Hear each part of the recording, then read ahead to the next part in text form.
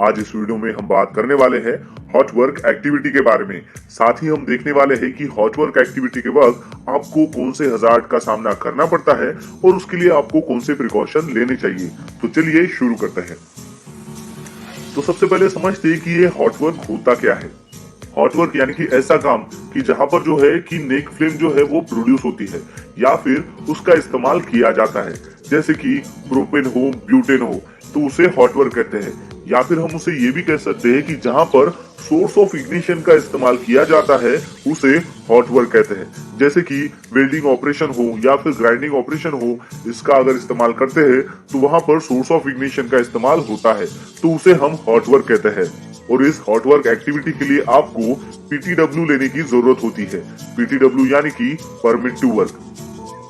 तो चलिए अब बात करते हैं कि ये जो हॉट वर्क एक्टिविटी है उसके लिए आपको कौन से हजार्ड का सामना करना पड़ेगा। तो सबसे पहले देखते हैं कि उसके हजार्ड्स क्या है।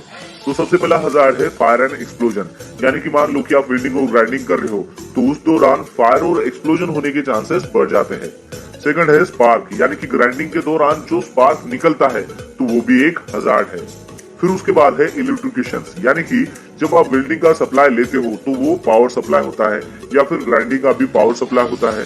तो मान लो कि कहीं पर भी ये जो पावर सप्लाई लीकेज हो जाता है तो उसके वजह से इलेक्ट्रिकेशन हो सकता है, यानी कि इलेक्ट्रिक शॉक लग सकता है, तो वो भी एक हजार्ड है।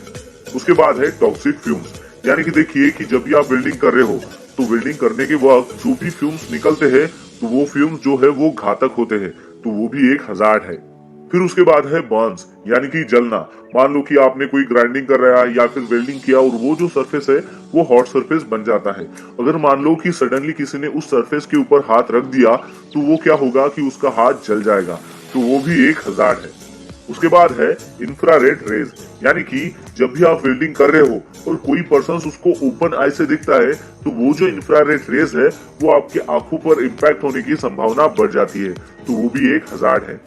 फिर उसके बाद है आर्सिंग, तो आर्सिंग भी जो है वो एक हजार्ड है। फिर उसके बाद है कट इंजुरी, यानी कि आप ग्राइंडिंग कर रहे हो और उसके ऊपर आपने गार्ड नहीं लगाया और वो जो व्हील है वो गलती से टूट गई तो वो आपके बॉडी पार्ट को डैमेज कर सकती है, यानी कि कट इंजुरी कर सकती है, तो वो भी एक हजार्ड है। फिर उसके बाद है नॉइज, यानी कि देखिए जब आप ग्राइंडिंग कर रहे हो तो वहां पर बहुत ज्यादा जो है वो नॉइज क्रिएट हो जाता है, तो जो पर्सन ग्राइंडिंग मशीन चला रहा है वो फेस करता है बहुत ज्यादा नॉइज, तो वो भी जो है वो एक हजार्ड है। उसके बाद है वाइब्रेशन, वाइब्रेशन भी एक हजार्ड है। चलिए बात करते हैं कि हॉट वर्क एक्टिविटी के वक्त आपको कौन से प्रिकॉशन लेने पड़ते हैं। तो चलिए देखते हैं। तो सबसे पहले आपको ये ध्यान में रखना है कि जहां पर भी आपको हॉट वर्क एक्टिविटी करनी है वहां पर आपको फ्लैमेबल मटेरियल रिमूव करना है। सेकंड आता है कि वो फ्लैमेबल मटेरियल अगर आप रिमूव नहीं कर सकते तो उसके लिए आपको वो जो मटेरियल है वो प्रॉपरली कवर करना है विद फायर ब्लैंकेट से। फिर आता है कि जहां पर भी आप हॉट वर्क एक्टिविटी कर रहे हो वहां का जो फ्लोर है वो एकदम क्लीन होना चाहिए, यानी कि वहां पर कोई भी जो है वो पानी नहीं होना चाहिए।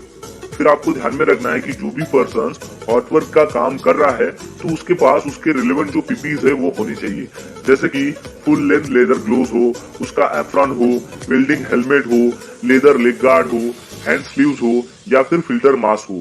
ये सारी जो पीपीज है वो उस पर्सन के पास होनी चाहिए और उसका इस्तेमाल उसने सही से करना चाहिए।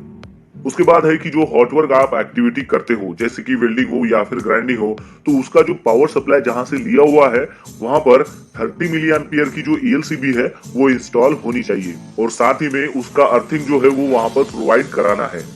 फिर उसके बाद है कि जहां पर आपको हॉट वर्क एक्टिविटी करनी है और वो एरिया अगर मान लो बहुत ही ज्यादा कंजेस्टेड है तो वहां पर आपको गैस टेस्ट करने की जरूरत है।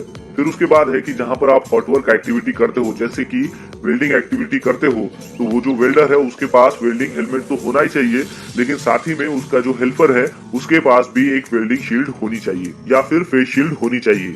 फिर उसके बाद है कि जहां पर भी आपको हॉट वर्क एक्टिविटी करनी है वहां पर आपको फायर एक्सटिंग्विशर आपके पास होना चाहिए। फिर उसके साथ साथ आपके पास फायर ब्लैंकेट भी मौजूद होनी चाहिए और उस हॉट वर्क एक्टिविटी को देखने के लिए आपके पास फायर वॉचर भी होना चाहिए।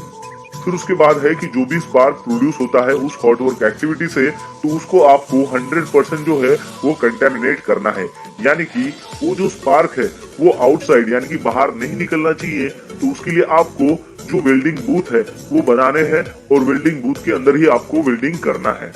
फिर उसके बाद है कि जो भी एरिया में आप हॉट वर्क एक्टिविटी करते हो तो वहां पर जो भी फ्लैमेबल मटेरियल है या फिर जो कंबस्टेबल मटेरियल है उसको आपको रिमूव करना है और वो जो एरिया है वो आपको फ्री कराना है फ्लैमेबल मटेरियल से और कंबस्टेबल मटेरियल से। फिर उसके बाद है कि जो भी आप ग्राइंडिंग मशीन चला रहे हो तो उस ग्राइंडिंग मशीन का जो व्हील है उस रोटेटिंग पार्ट का प्रॉपरली जो है वो गार्ड होना चाहिए। फिर उसके बाद आपको ये ध्यान में रखना है कि जो भी ग्राइंडिंग मशीन आप चला रहे हो उसको डेडमैन स्विच प्रोवाइड की गई है और वो जो डेडमैन स्विच है वो प्रॉपरली काम कर रही है।